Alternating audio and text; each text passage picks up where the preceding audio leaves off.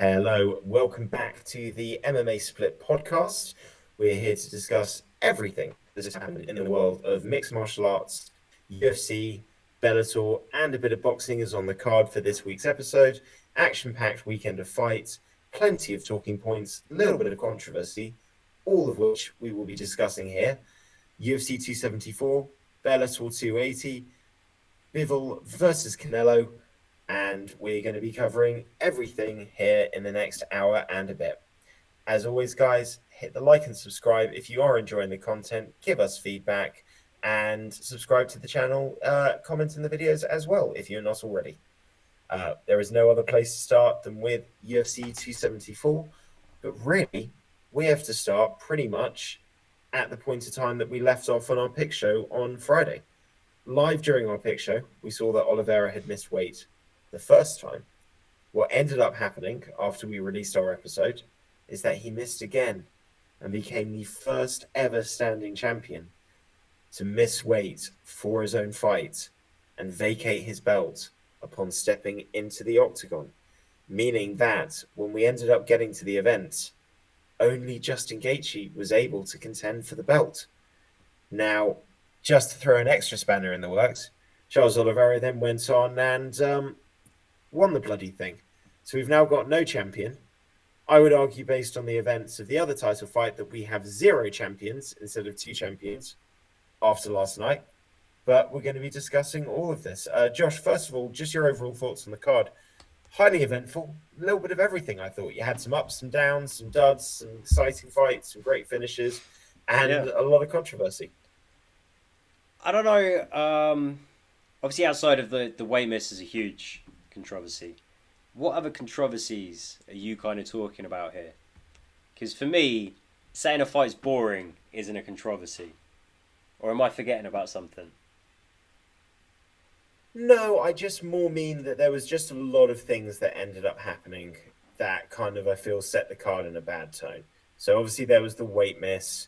We had Cowboy Cerrone versus Joe Lozon fall out on the day, and it just kind of felt like it set a bit of a tone for there being a couple of situations that ended up happening that we'll go through. I mean, controversy is maybe the wrong word. I'd say most of the controversy is certainly around the weight miss. Spectacular way to enjoy seeing all of this was on the UFC weigh-in show on ESPN. It usually is just Laura Sanko, DC, one other fighter, and the presenter, whose name I can't remember, having to kill 3 hours of time where, apart from people weigh in, very little happens. Yeah. They get a few interviews, but basically it's them just doing stupid games, competing for like a UFC weigh-in belt. But most of the games become drinking games by a certain point.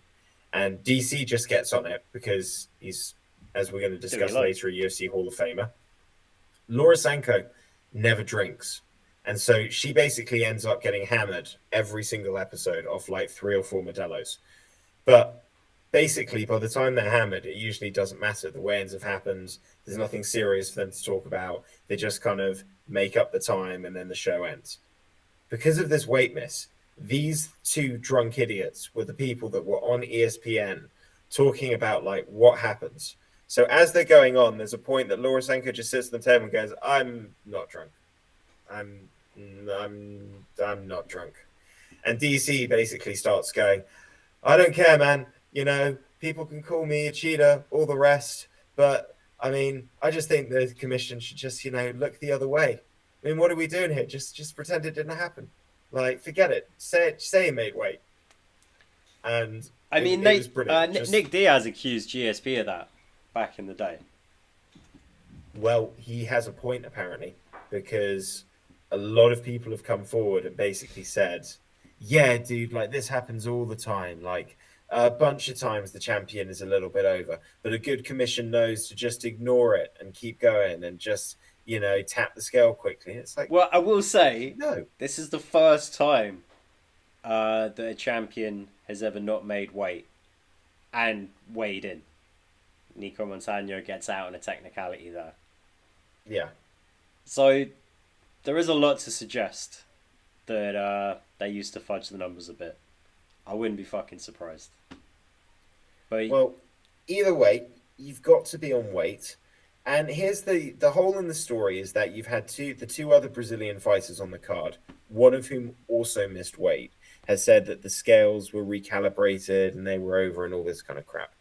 My issue with that is 28 fighters made weight and didn't have an issue. Justin Gaethje did a pre-weight on that same scale and it was identical to what his weight was when he went onto the official scale. And at the end of the day, all this story about Charles Oliveira saying, well, I was on weight the night before, I call bullshit on that because if he was on weight the night before, he would have been weighing in first. Now, it might have been that he still ended up being half a pound over, but he would have dealt with that situation at 9 o'clock in the morning, not at 11 o'clock in the morning, 5 minutes before the scale closes. That Yeah. tells me If we're it's not talking coming off faulty the way you scale, thought. firstly, there's no way he went to bed on weight. Some people do that, but not the ones that cut a lot of weight. It is horrible being that dehydrated and being that dehydrated for a sustained period of time. Not really kind of a viable option for an athlete the night before a fight or 2 nights before a fight. So it's fucking bullshit. Someone did float the theory that maybe he thought he was like half a pound under, had a little bit of water, got on the other scales and realised he was now half a pound over and couldn't shift the water that he just drunk. I I can't thought that. believe that after knowing he was half a pound over, he couldn't get that half pound off in an hour. Sometimes there's no more water to Strange. come out. You're just at the fucking limit. It is what it is. But honestly, I, that coupled with saying that he was on weight the night before, look, I think he's just doing damage control. He keeps saying, you can say I'm not the champ, but the champ has a name and it's Charles Oliveira. And he needs to say this shit and market this shit. Because yes, he's won. Yes, he theoretically will be fighting for the vacant belt next. But if he gets injured in the build up to that fight, he needs to make a strong case that that fight should be pushed back. He should still be fighting for the belt next. And, Yeah. stuff like, hey, I can still make weight. Making the weight's not the issue. This was just a faulty scale. Helps.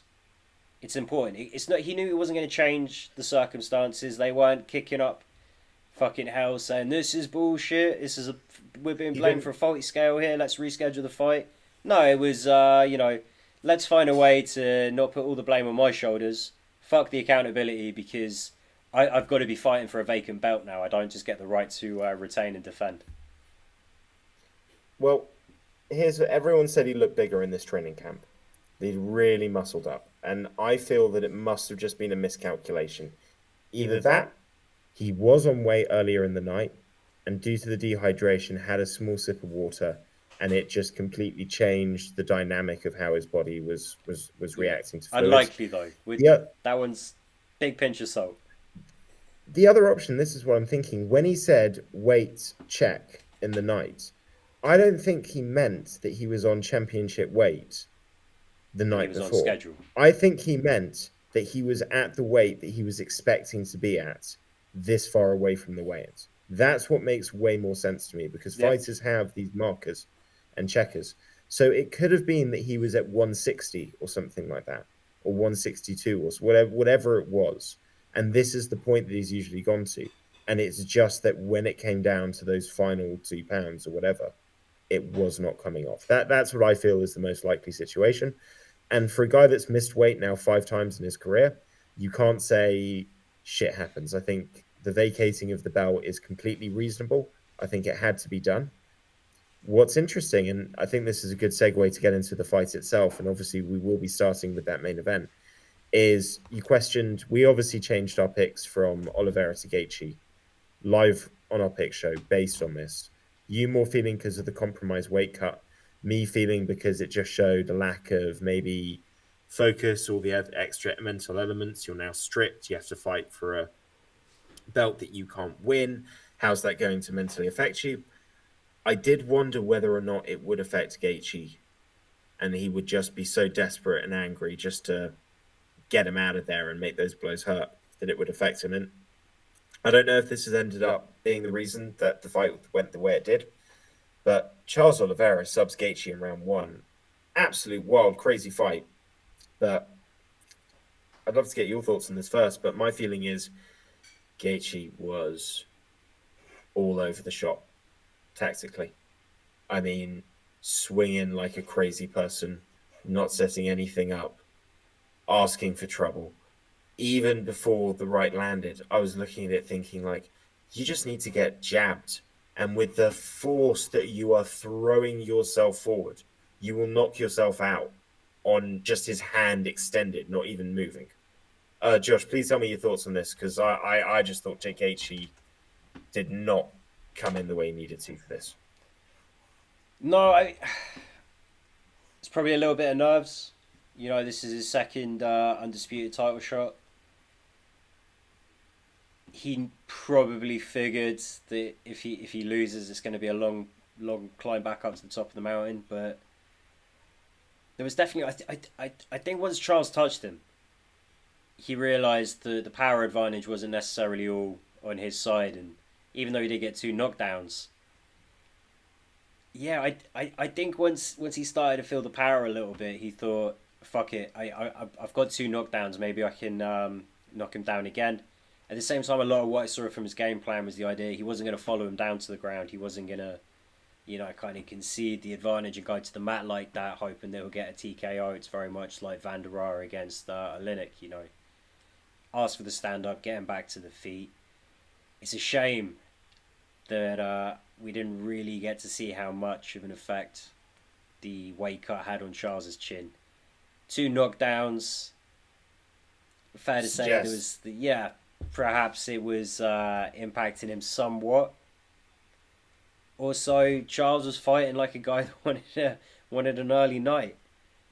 I don't think we got to see. We wouldn't have seen peak Charles over 2 rounds or 3 rounds, let alone 5. No. But and there to was be honest, Gaethje fought like that as well. Gaethje didn't come out like he had a long-term strategy. Well, I out thought like he was fighting quite smart. After up until the first the knockdown. second knockdown. Yeah. Second knockdown, I didn't really see too much of a strange change in strategy, but it was really after he kind of got rocked as well. There was that one moment where he tried to follow up with kind of a. I couldn't say it was like supposed to be an uppercut or a hook, but it kind of finished up as one of those sort of shoveled in hybrids. And the momentum of it took him off his own feet. He went down to one knee. You should never be talking that hard on a shot. That's what a hurt fighter does. That's what a tired fighter does. It's not what a world championship quality fighter should be doing in the first round. So there was definitely like mistakes in there. And I don't know if Justin was just fighting smart up until that point and thought, shit, I've really got him like bang to rights here, I'm going to land this one. And that will be it. Or what. But yeah, mate, you bang on the money. Like, it wasn't a perfect fight. And shit. You kind of see this sometimes with Justin. He makes it a close fight. We could very easily be talking about a guy that never wins in the UFC, if that makes sense. Bar a handful of fights like the Vic fight and stuff. If Michael Johnson had put him away, if Eddie Alvarez had just been able to like best him, Eddie Alvarez did beat him. Sorry, Tony Ferguson. Who are the other absolute car crash wars? Chandler. Like, there have been fights where he gets hurt, and there, been fights where it kind of goes a little too back and forward. It's a little too open. So that he's going to make mistakes. It's all sort of part of the charm. It's kind of just inherent in his style. The Ferguson one actually didn't really make a lot of mistakes. That was very good after the first round. Trevor Whitman gave him advice in that Ferguson fight where he said, "Why are you trying to take his head off with every single punch? Yeah, take it down to 70%. Take it to 70% and land good, clean, solid shots." I would actually say that kind of felt like it was what Poirier's plan was. And I don't think that was a bad plan.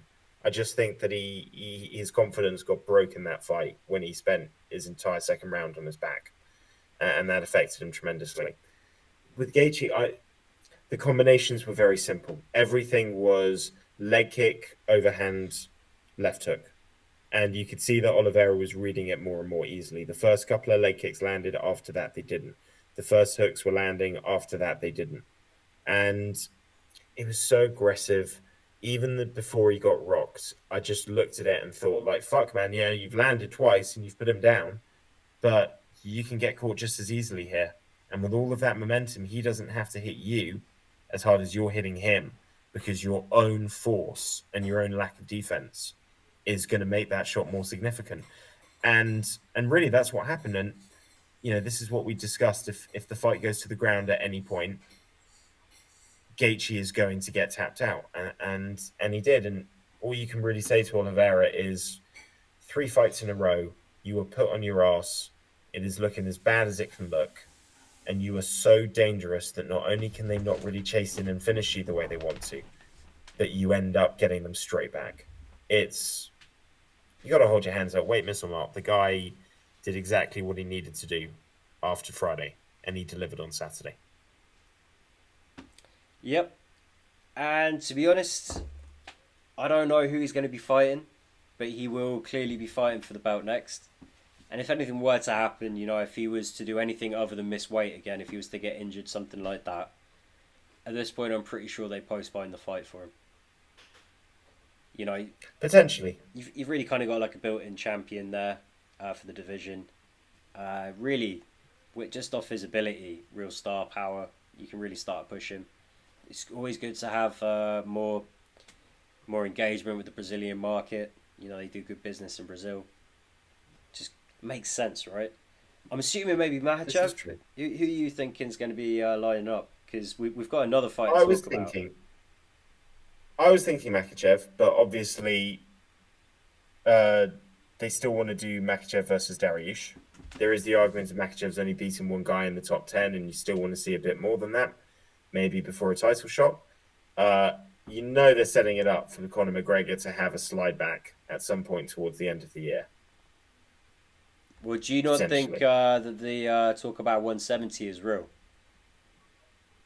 So I think McGregor's coming back at 170. Whether it's Usman or a tune-up fight, whether it's fucking Mike Chandler at 170, who knows? Maybe that instead. Maybe they do Makhachev. I feel Makhachev would still have to, for me, be the pick that I would make, because here's the thing that I think the last 3 guys that have fought Oliveira, I feel, have all made the same mistake. And the fight that happened earlier in the card that we're going to touch on, but not too much, so I'll talk about it now just in context, that I actually feel is a good example of this is Tracy Cortez taking on Melissa Gatto. You're dealing with a long, dangerous striker who can be reckless and not have to worry too much about takedowns because they trust that their guard is super dangerous. And if you try and not engage them on the ground, they have a great ability to kind of then be offensive with it as well and get the fight there where they want it to be. Tracy Cortez didn't run away from that situation. She understood that this fight was going to end up on the ground whether she liked it or not. And she took the fight there in situations where she had the best chance of winning. And I feel the one mistake everybody's made with Oliveira is that when you try and run away from him on the ground, he's going to end up getting it there somehow, some way, and in a spot that you don't want to be. I feel that Makhachev will get the fight to the ground. He'll engage him in that space, but on his terms.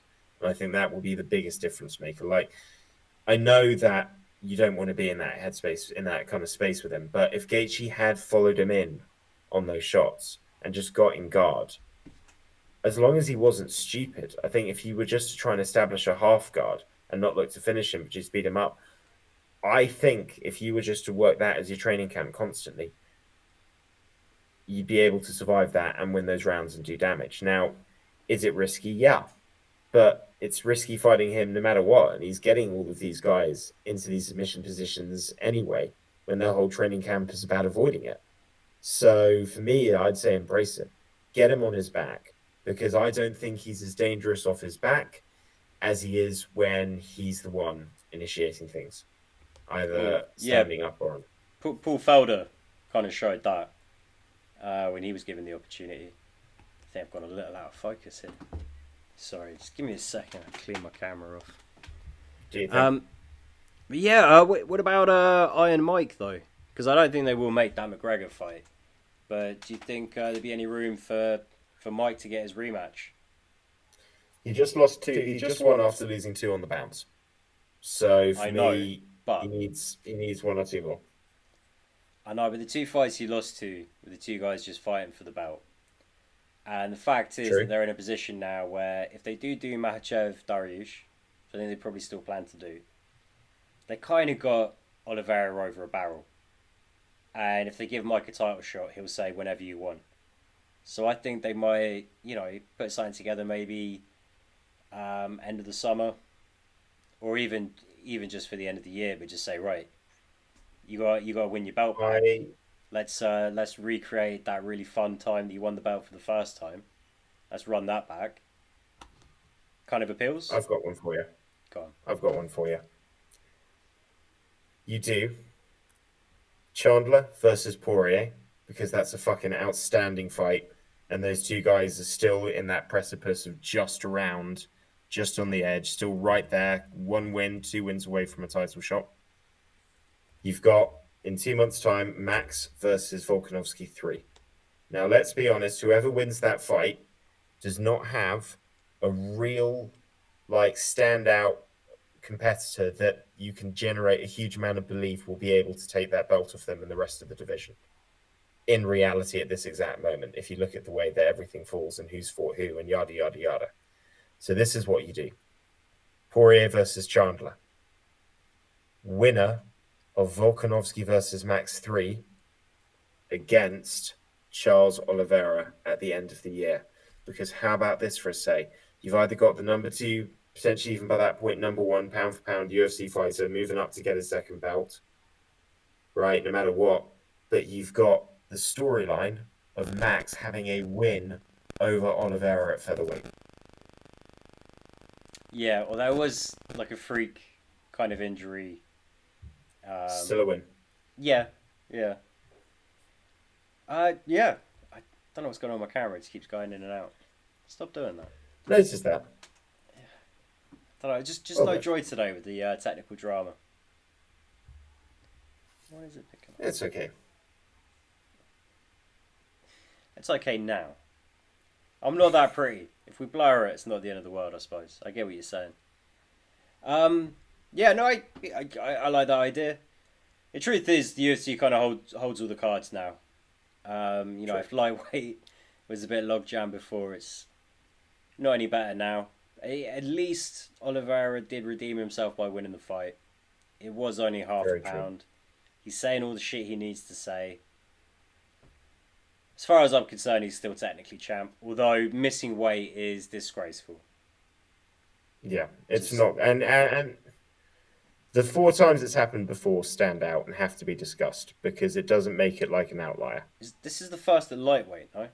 Like, true, but the point is that whatever weight it is, it shows a history. You know what I mean? It's not squeaky clean Yeah. records and benefit of the doubt.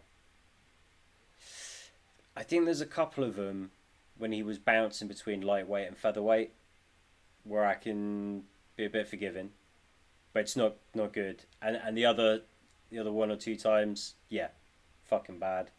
It's definitely been something of a habit. Thing is, the guy did seem to reinvent himself as a fighter. So I'd say post Renaissance, just the one miss, only half a pound. It's in the grey area. It's in the grey area. If he ever does it again though, fucking dickhead. Exactly. Let's move very quickly and along to our co-main event and not stick a lie on this one too long because Don't need to. one of my favorite fighters, one of my all-time favorite fighters, one of the most dynamic and exciting and technical strikers in the sport, Rose Namajunas, put on a fucking duck, man. A lame-ass, goddamn, shit the bed, spilt the milk, I don't know, killed the canary, whatever, saying you want to chuck in. This was goddamn awful. I mean, it's an example of the classic, the classic fight of who wants it less. Well, hang on. That's a bit unfair because I think for Carla Esparza, you can't blame her at all. You have to credit her because that's the exact She sort stood- of pace that made it a winnable fight for her. She won by standing in a little bit closer to the middle. Yeah, essentially. That's how you'd score that first round. So, honestly, though, what should Esparza have done differently? Because at this point, it's like I felt from the advice Barry and Whitman were given, it felt a little bit like a team trying to manage a fighter on a bad day. Like when she's walking out, she never really looks like she's ready when she's walking out. You know, there's always that thing with Rose where it's like, She seemed particularly off. She seemed particularly off. yeah, it seems weird to say because she always seems a little off, but there wasn't enough of Whitman and Barry both going like, no, you are like 2 or 3 rounds down. You need to fucking finish this girl. They encouraged it. They encouraged it. I feel like they were trying to kind of mentally manage their fighter along enough that something could happen, or maybe hoping that the judges would just kind of like, give every close round to the champ. Just that sort of old school style thinking. I don't really know, but none of it kind of matches up with the team I know we're familiar with. So They were acting like it was the game plan. I know I'm not saying it was the game plan. I'm saying that come fight week or come the day of the fight, they're doing everything they can to stop Rose from pulling out of the fight, maybe, or whatever. I'm not saying an injury, maybe like a bad mental health day. I don't know, but I just had this feeling from what they were saying in the corner. There's no way that was the game plan. This has got to be one of the worst. With all due respect, just speaking relatively, all the other women that she has beat, or even the ones that she's lost to, like in these championship fights, are head and shoulders above Carla Esparza. Carla Esparza was being given a title shot because at this point they could not give her the title shot. This should not have been the most difficult fight of her reign, by any shot. There's no way this was the game plan. History. Huh? Worst title fight in UFC history. Yeah. This is worse than Izzy Romero 2. This is worse than. This is just a fucking disaster, mate. I mean, it's a PR disaster. It's the worst way that Rose could have lost this belt because there will be so little motivation to chuck it back in a rematch. Bad mental health day or not, the corner advice was atrocious. Fucking atrocious.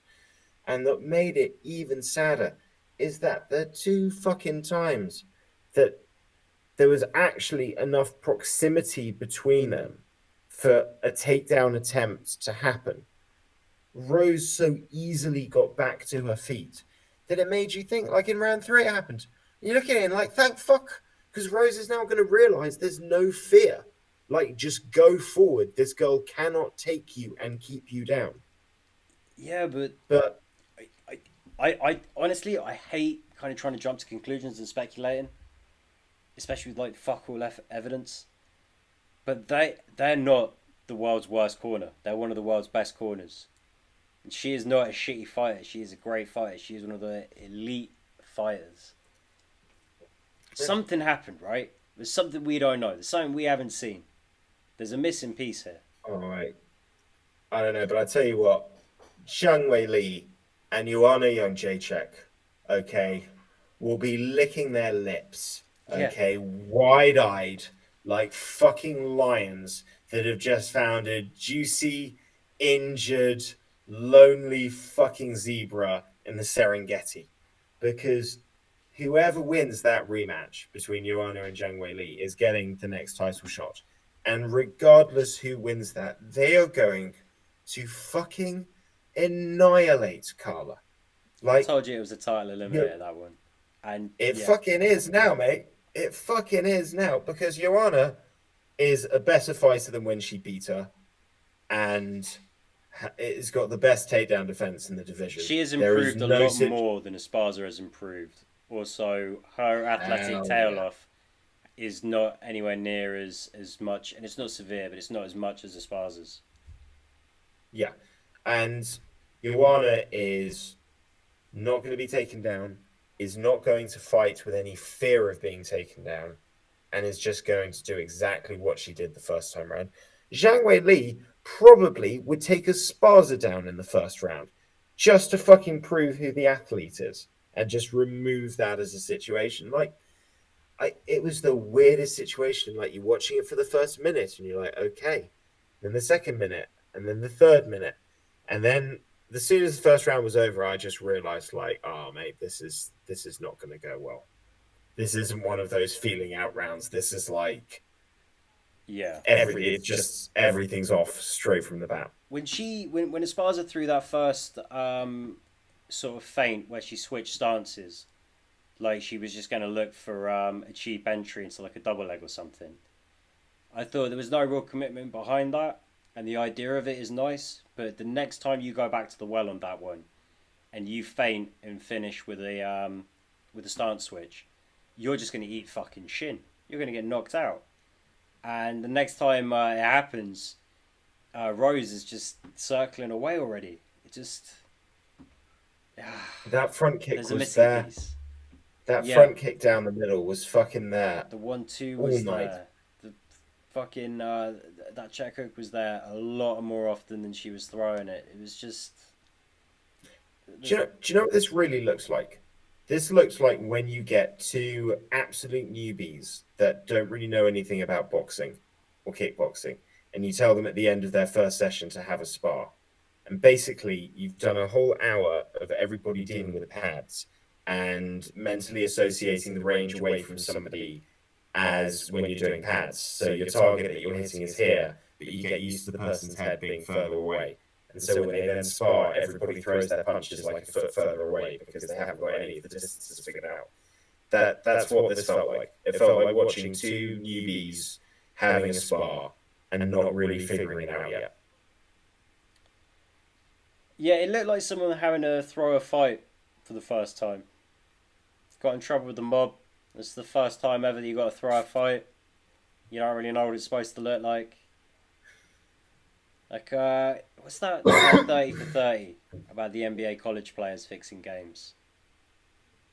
And, the guy kind of talks about I don't think it's a 30 for 30. I think it's it's called Bad Sport. It was on Netflix. Yes. Yeah, you're quite right, yeah. Yeah, like that, that guy had to get used to how to do it.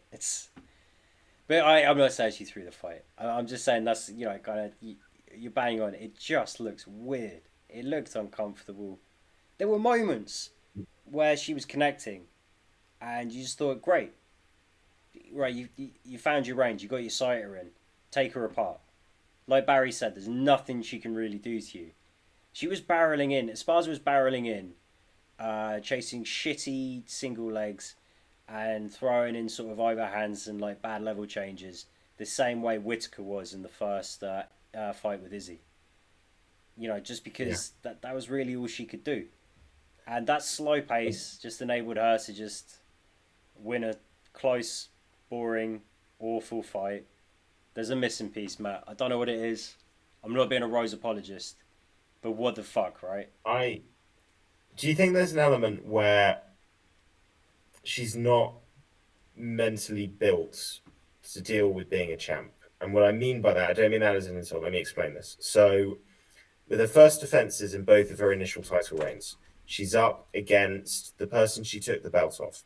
So I don't think there's the same feeling of pressure. You still can approach that feeling like you're fighting that monster or the person that you've been dealing with, kind of thing. Yeah. And in both of those fights, she was definitely more cautious and nervy than she was comparatively in the first fight. And even in the Andrade rematch, I know she won the rematch and she lost the first one, but first fight she looked untouchable. Second fight, she kind of hung on there a little bit at the end. So I think there's like a nerves thing, like when she's expected to win. I don't think she does well being expected to beat an up-and-coming challenger. I think she's much better at fighting the person that everyone thinks is untouchable. Yeah. Yeah, maybe. I mean, to be honest, I don't think anyone's built to be a champion.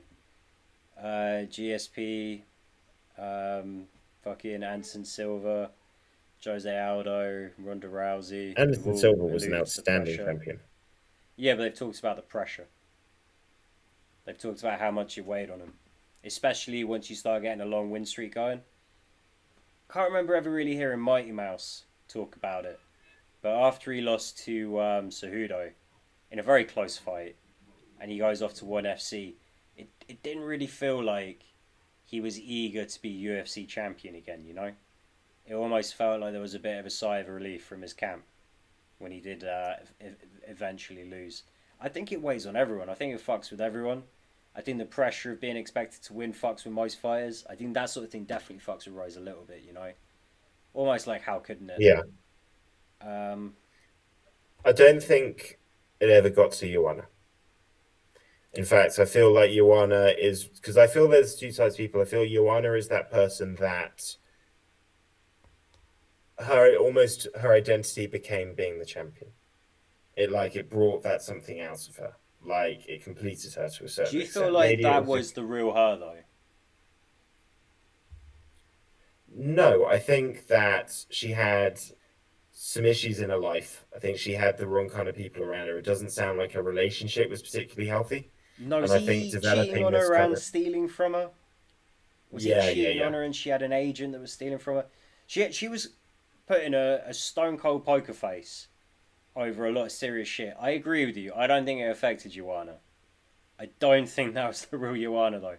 I feel she's always had so much shit going on that she just, I don't know, very fucking professional. And she stands behind her kind of UFC persona very well. She'll talk a No, lot of but shit pre-fight, and then when you actually get into it with the fighters, uh, you know, she's actually very friendly and on good terms with everyone. I feel I think there's just an element of I feel there's certain champions that become champion and they just have this like ability and feeling like they it all there's a resonance from them. Like I feel this with Usman, where it's like he's not satisfied to be champion. His goal is bigger than his dreams and his ambition is larger than that. It doesn't phase him, it doesn't awe him. He doesn't feel like he's at the top of anything and he's defending. He still looks like he feels like he has a target and he's still moving towards that. And I think maybe that's the big difference. Do you wonder if Usman is like? I do feel like he has the right kind of mentality for it in a lot of ways. But you feel like with Usman, there'll always be that sense that he kind of replaced sort of a great era at 170.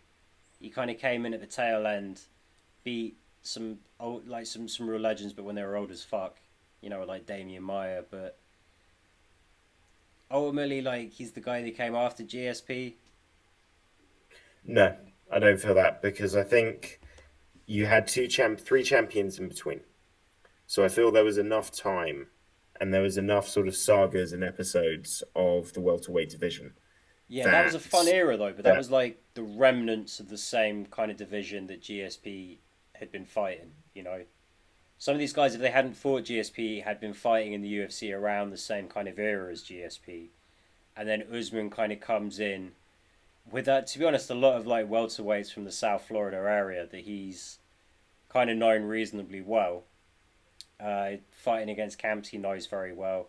I wonder how much that just kind of feels like, yeah, these are the guys I came up with. And we can never know for sure how I would have stacked up against the guys that I grew up watching. Or the guys that were in the UFC when I was like trying to break into the UFC. I think all you can do is beat the best of what was there as you were coming up, the best of what came with you, and then the best of what comes next. I think if you do that, there can be no arguments. So with Usman, I'd say that his come up, he beats your RDAs, he beats your Myers, he beats Woodley, seals that cap. But I feel like the Colby Covingtons, the Masvidal, obviously around beforehand, but very much became a star during the Usman reign and the Usman era. Yeah. That's when Masvidal became the fighter that he is. And certainly people like Gilbert Burns, that after the Chimaev fight, certainly becoming a big name and an exciting guy in the division. These are the guys that I feel are his era. And he's fighting them and he's beating them. Now, he's got a couple more to go because he's got to fight Leon again. He wins that. Yep. Another big fucking check mark. After that, you may be looking at a Chimaev or a Bilal Muhammad or something like that. Maybe Again, Rakhmonov. Rakhmonov, I feel, is that next generation. Yeah, And maybe along with Hamzat, I would Chimaev. say, Those two are like as the up well. and coming new breed. Yeah. So at that point, you have to look at it and say, well, he'll be, what, 35, 36 in three more defenses time if he gets there. that's when you look at it and go, fuck, man, like, what more can you say? You beat what was already there, you beat what came up with you, and you beat what was coming up next. There can be no arguments. And in terms of like how he'd hang with the previous division, I'm a big believer that with a lot of situations, the current guys would always beat the old school guys because of the advancements in the sport, being able to see what those guys did and learn from them and then adapt that and improve on it. So it's the unfortunate reality of in most sports, the people that did it 10 years ago in their prime would probably lose to the people doing it now, with the exception of a few caveats and grades. Like, I still think Mike Tyson terrorizes most people in his prime today. Yeah. I still think Dennis Bergkamp is a top level player today, but he wouldn't be as good, nearly as good. He'd be a Premier League player. He wouldn't be a Premier League top player. Yeah. And it'd be interesting to see how good GSP's wrestling really is when he's going against the division stacked full of like Division Actual 1 wrestlers. NCAA wrestlers. It'd be interesting. And listen, this is true. It's like when Mike Bisping talks about his Anderson Silva fight. Anderson Silva, my favorite historical champion. Best ever middleweight, no question about it. Argument could be made for him being the GOAT. Obviously, a couple of caveats take away from that in the more recent time, but most of the guys he fought weren't that technical of a striker. There's not one that you can look at and say, oh, but he fought that, legendary kickboxer. It didn't really happen. So how would he fare today? Well, I don't think he beat Rob Whittaker. I don't think he beat Izzy, even in his prime. And now that's not his fault. Those guys have learned from what Anderson Silva did, but it still doesn't change the fact that it's happened. And they have to do it in a much more wrestle heavy kind of incarnation of MMA. Which I don't know how much Anderson Silva would struggle with. I totally get what you're saying though. Yeah. I think at the very least those three are all still very much in the mix. It's not like he's undeniably better than Izzy and Rob. Yeah.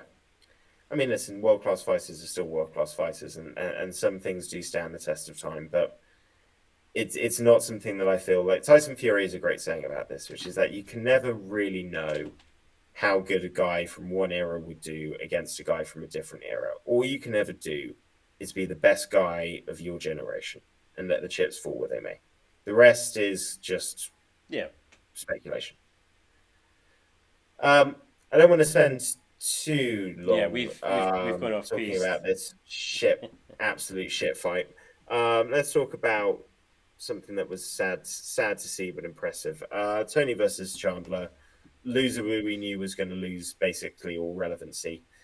Tony Ferguson has a fucking amazing first round. Looks fantastic. Looks like the Tony of old. And then Michael Chandler lands the front kick from hell. I thought Tony was dead. Have you seen what McGregor said about this? I hate talking about McGregor, but this one was pretty good. He just shows like a still photo of Tony's face, just deformed, essentially, in the moment. And he says, if you got that from McDonald's, you would just put that straight in the sauce and eat it. That's exactly what a chicken nugget looks like. And he has a point, really has a point. Again, don't want to talk about the scumbag too much, but he did also theoretically accept Mike's call out at 170. Yeah. It's not going to happen. Doesn't matter. Fuck Connor. That was the most brutal head kick I've ever seen landed. I thought Tony might have genuinely been dead. Yeah, I don't think Tony thought he could actually get that all the way up. I don't know. He kind of moved into it. Dude, you can say what you want about where your head's supposed to be, where your chin's supposed to be, the arms aren't in the right place, all the rest.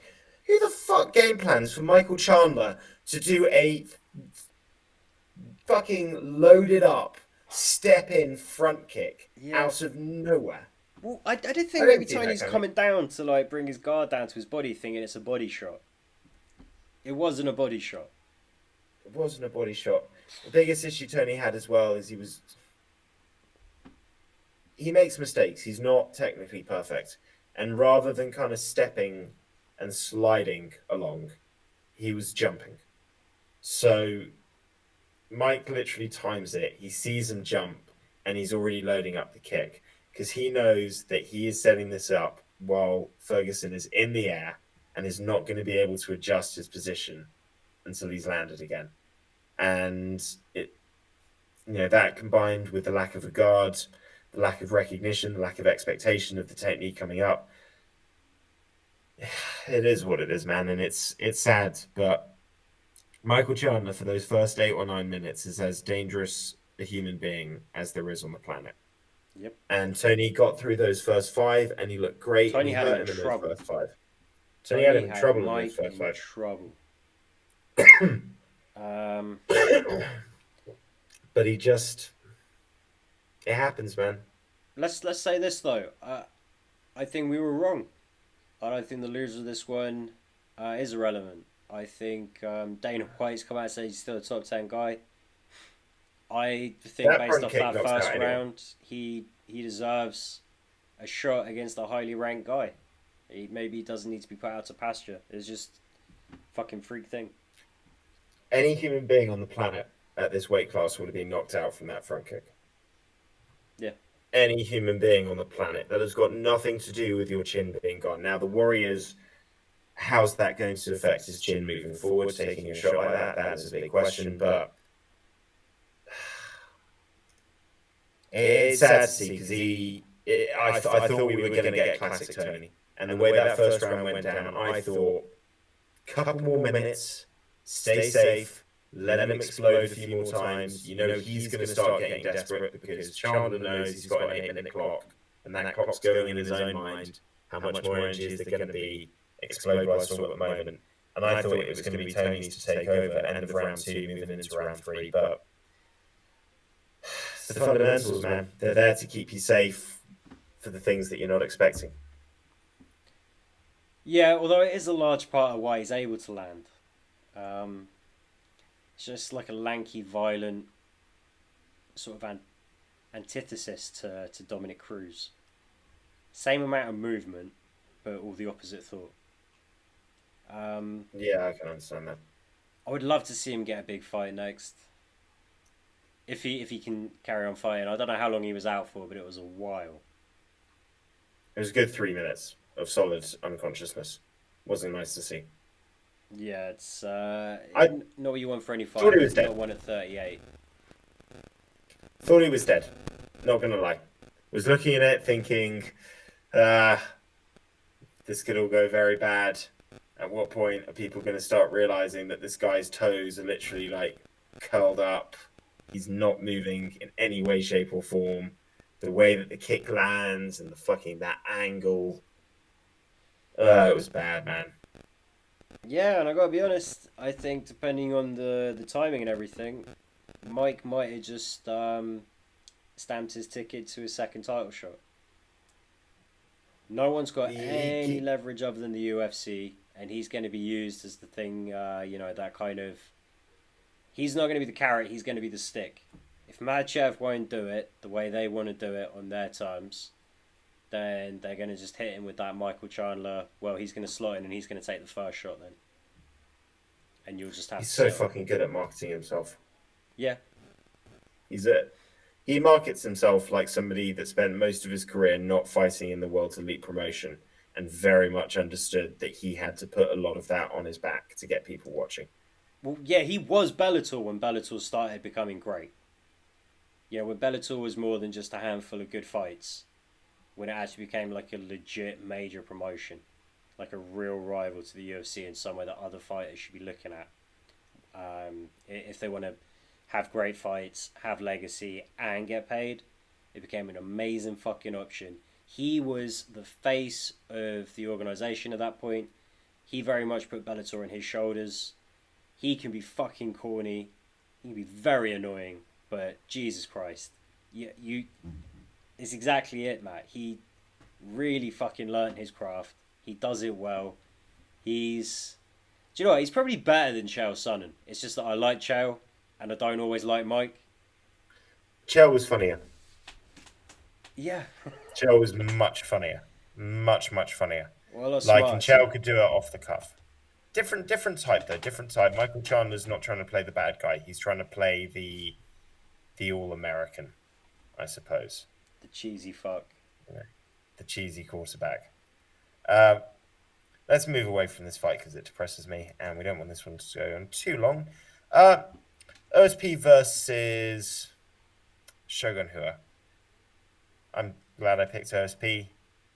That didn't really think the commentators knew what they were talking about, thinking that OSP had won two of those first rounds. I thought that was ridiculous. For like every kind of half blitz that he did every 2 minutes, OSP was consistently landing good body kicks. It's a very interesting fight. It was a Legends fight. It was two old people. They're not as good as they used to be. They haven't got chins like they used to be. They didn't want to get too hurt. And OSP did enough to win. Yeah, I mean, I agree with you. A bit off on saying he had Shogun had the first two. Very close rounds though. I didn't know for sure. Split decision sounds about right. Yeah. You know, I did well picking methods for the ones I did get right this week. Need to confirm it, but might as well break the news. Pretty sure, unfortunately, Sly won again. I think switching to Gaethje fucked you. Oh yeah, And yeah, handed that him was the one. It was he did me on methods. He had one method more than me. That's painful. Yeah. Particularly as Well, I fucking had Oliveira by sub before I switched. I we would got a lot never wrong. change it though. You know, not being able to shift half a pound in the extra hour. Not a good fucking look. He did get knocked down twice.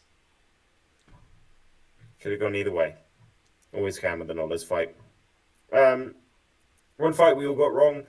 Chaos Williams came unstuck against a surprisingly good, very technical Randy Brown. Thought he fought a really good fight. Mixed it up. Dangerous in the clinch. Pop that jab. Started moving around really nicely. Good head movement. Really just schooled Chaos. I think just gets a bit too tense. He's too like this at the start of the fight. And he throws such nice combinations, but he could never get his footwork and Randy Brown in the right position to make the most of it. Yeah, I think with Chaos we've seen constant improvement, right? But a lot of it's been like, you know, increase your cardio, your gas tank, take some power off, increase the volume, be smarter, set traps, counter. He looks leaner. He looks like everything's going in the right direction. But yeah, there's still a long way to go. You can't get by on power alone. Randy Brown fought so long. Shot selection as well. Just the versatility of his war chest, the weapons he was bringing out. Nice, impressive. I'd love it if we could see a consistent Randy Brown. Believe it when I see it. Yeah, fuck it. We all got this one wrong. I guess that just sticks in my throat a little bit. Prelims had some good fights as well. Danny Roberts and Trinaldo had a very entertaining fight. Really was more Danny Roberts surviving Francisco Trinaldo than anything else, but survive he did. Trinaldo at 43 years old does not fucking stop, and you got to give your hats off to that guy. Big win, I should say, as well for Brandon Royval, who had a fight of the night against Matt Schnell. We can touch on this one for a minute or so. Every time Royval fights, it's like flipping a coin, man. It could go either fucking way, but it seems like he comes up heads more often than tails. Yeah, and you know, if it wasn't for the injury, the Brandon Moreno one might have gone differently. The thing is, Matt Schnell is a technical scrapper who doesn't really have like the athletic tools or the chin to kind of back up his aggressive risk reward sort of strategy. Brandon Royval fucking does. And he has great scrambles, great wrestling ability, good submissions, unorthodox striking because he doesn't mind if you take him down. He doesn't mind getting rocked. He'll eat a shot to throw a shot. We love Raw Dog for a reason. I fucking knew he was going to win this fight. I didn't think it was going to go this well. I'm letting myself get a little hyped up again. I'm thinking Royval is going to fight for a title at some point in the next 2 years. I don't think, depending on who the champ is, I don't think he's going to win one. But I think he's going to be able to fight his way into contention again, Matt. Did you notice how eerily similar this fight was to the main event? Yeah, yeah, it was in a sense. Just very fucking fun. I Yeah. know there was a lot Uh, to like fuck this card up a little bit. You know, and losing Cerrone against Lozon. Fucking thirsty ass MMA guys ruining shit. But oh no. still some really good fights. I had fun. The, the highs were good. The lows were very low. I think that was the problem with this card. I mean, looking through some of the other fights that we had, Macy Chison versus Norma Dumont. Chison gets it done. Dumont Impressive. didn't really wake up until the third round. Fucking hell, she was impressive in that third round, though. But bullshit. Two judges saying 30-27 to Chison. Don't know what they're talking about. Yeah, it was a little cruel. But Shy Sutton looks a little improved. Still looks dog shit moving laterally, but you Yeah. know, fuck it. I'm glad to see improvements. Ivanov against Lima wasn't the most entertaining of fights, but Ivanov made the fight his pace, his Yeah, type of that's what he fight. does. Squeaks by what he does. Andre Fialo, great knockout. Van Camp, you can't have that your hands that low against a Well, guy who hits hard. yeah, when he hurt Fialo, it was like he just started coming in a bit aggressive. Gets tagged once and goes back to fighting normally. And then I think it was like the next time Fialo tags him, it's like he just went back to fighting stupid. It's like he just he turned the off button on his strategy, and then just got the opportunity to land that hook where he's just coming in clean with like nothing, hiding his chin, just clean easy shot. Oh, fun though. That guy seems like a cool guy, though. Even afterwards, he was sort of looking in like, nice one. Good job. Oh That was yeah, good. yeah. The big guy got some power. Uh, Tough matchup, making your debut. What can you say? Quick look at the rest of the card. Big win for Tracy Cortez. Back in action, out for 13 months. Up against an undefeated fighter at the time, Melissa Gatto. Dangerous jiu-jitsu, but she did a good job of keeping herself safe. Hell, if you're rolling in fucking Brian Ortega on a daily basis, I can only imagine that your jiu-jitsu defense is going to improve. So good to see that going to good use. Big win for the hometown girl. Big win for CJ Vergara. Big win for Lupita Godinez that we're going to touch on in a separate Yep. segment in a bit more detail. And Johnny Newsom showed us to have a bit more faith with him with a sort of win against promising newcomer. Debuts are hard. Yeah, I thought Garcia looked alright. This was actually a really good fight. I thought the Newson Garcia fight, quite a high level, competitive tilt. Just, yeah, again, bantamweight, fun division. Very good.